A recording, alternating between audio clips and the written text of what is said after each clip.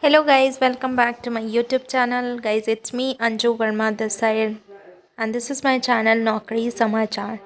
सो SSC phase 12 की notification 2024 काफ़ी पहले आ गई थी। और अगर आपको एलिजिबिलिटी फ़ी सिलेक्शन प्रोसेस कैसे अप्लाई करनी ये सब चीज़ें नहीं पता तो मैं आपको इस वीडियो के माध्यम से आपको स्टेप बाय स्टेप एवरीथिंग मैं आपको बताने वाली हूँ।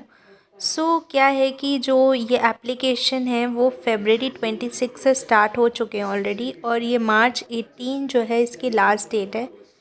अगर आप लोगों ने अभी तक फॉर्म फिल नहीं किया है और आप चाहते हैं कि फॉर्म फिल करना तो आप जल्दी से आप चाहें तो आप एसएससी की साइट पे www.ssc.nic.in पर जाके भी फॉर्म भर सकते हैं या फिर आप सरकारी रिज़ल्ट में भी अगर आप अपने गूगल में सरकारी रिज़ल्ट टाइप करते हैं तो वहाँ पे भी आपको सारा एप्लीकेशन वगैरह सारी वैकेंसीज से रिलेटेड चीज़ें दिख जाएंगी और वहाँ से जाके आप फॉर्म भर सकते हैं अप्लाई करके। अगर अभी तक आपको कोई भी डाउट्स आ रहे हैं जो like SSC selection post phase 12 की ये वैकेंसी है और रिक्रूटमेंट अथॉरिटी जो है वो एसएससी ही है और टोटल वैकेंसी जो है वो 2024 वैकेंसीज़ हैं और जो एग्ज़ाम डेट है गाइस वो भी आ चुकी है। एग्ज़ाम डेट भी 6 मई टू 8 मई। आप लोगों को अगर नहीं पता है और अगर बहुत लोग एप्लीकेशन फ़ी के बारे में सोच रहे होंगे तो जो ओबीसी ईडब्ल्यूएस और जो जनरल कैटेगरी है उसके लिए जो 100 रुपीज़ फ़ीस है और SC ST PWD and ladies जो कैटेगरी है उसमें कोई फ़ी नहीं है। SSC selection post phase 12 recruitment eligibility. अब हम एलिजिबिलिटी की बात करते हैं तो जो एलिजिबिलिटी है वो कैंडिडेट्स जो हैं 18 टू 30 ईयर्स जो मिनिमम एज है वो 18 ईयर्स एंड मैक्सिमम 30 ईयर्स के जो लोग हैं वो आराम से इसे फॉर्म को फिल कर सकते हैं। Apart from this all the candidates will be in the reserve category.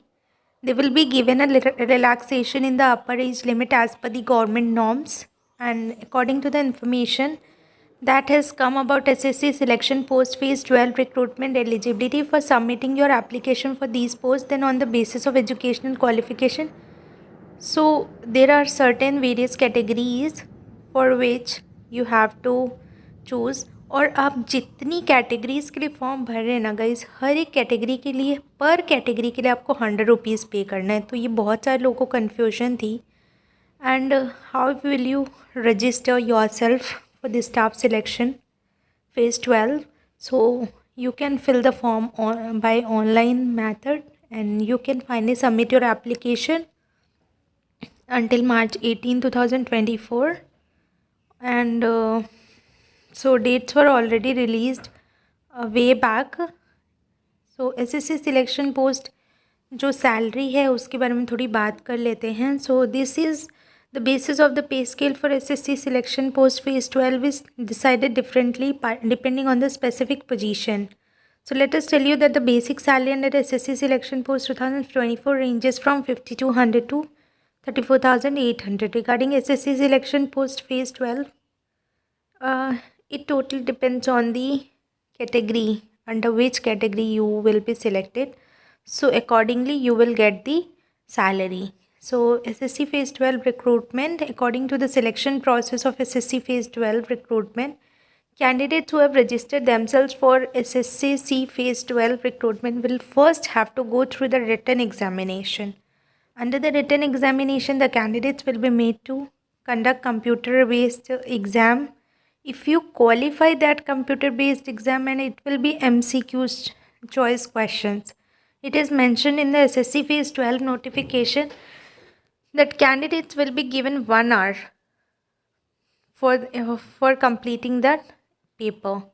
And if you want to check the details, you can even visit the site which is marked in blue, www.ssc.nic.in. By visiting on the SSC website, you will get to know all the details and everything about this post.